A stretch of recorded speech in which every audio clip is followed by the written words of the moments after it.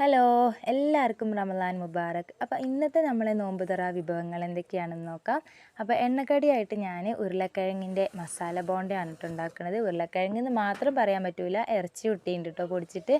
അപ്പോൾ അതൊക്കെ ഒന്ന് സെറ്റാക്കി അവിടെ വെച്ചിട്ടുണ്ട്. പിന്നെ അതിനുള്ള മാവ് ഇതാ ഒന്ന് മൈദയും പിന്നെ കുറച്ച് പത്തിരിപ്പൊടി, മുളകും പൊടി, മഞ്ഞൾപ്പൊടി, ഉപ്പൊക്കെ ഇട്ടൊന്ന് കലക്കി അതും ഒന്ന് കുറച്ച് നേരം ഒന്ന് റെസ്റ്റ് ചെയ്യാൻ വേണ്ടിയിട്ട് അതും അവിടെ മാറ്റി വെച്ചിട്ടുണ്ട്. അതൊരു 6 മണിയൊക്കെ ആകുമ്പോഴേ ഞാൻ ചുടലുള്ളൂ കേട്ടോ. എണ്ണക്കടി ഇങ്ങനെ കുറച്ച് നേരത്തെ ചുട്ട് വെച്ചാൽ തണുത്ത് പോയാലൊരു കോണം ഉണ്ടാവില്ലല്ലോ. അപ്പോൾ അതവിടെ മാറ്റി വെച്ചിരിക്കണ്. പിന്നെ കുഞ്ഞിപ്പത്തലാണ് കേട്ടോ ഉണ്ടാക്കുന്നത് ഇന്ന് വലിയ കടിയായിട്ട്. അത് ഉരുട്ടാനിരുന്നിട്ട് സമയം പോയത് അറിഞ്ഞില്ല കേട്ടോ. നല്ല ക്ഷീണം കുഴക്കമൊക്കെ ഉണ്ടായിന്. ഇന്നൊക്കെ നോമ്പിന് വെയിലിന് നല്ല ചൂടുമാണല്ലോ.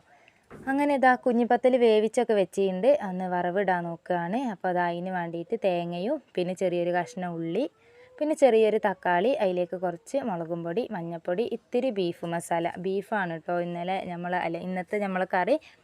അപ്പം അതും കൂടെ ആയതുകൊണ്ട് ഞാൻ ബീഫ് മസാലയാണ് ഇട്ടത്. അതൊന്ന് മെല്ലെ ഒന്ന് വല്ലാണ്ട് നമ്മൾ കറിക്ക് അരക്കും പോലെയല്ല, എന്നാലും ജസ്റ്റ് ഒന്ന് അരച്ചെടുക്കണ്ടേ.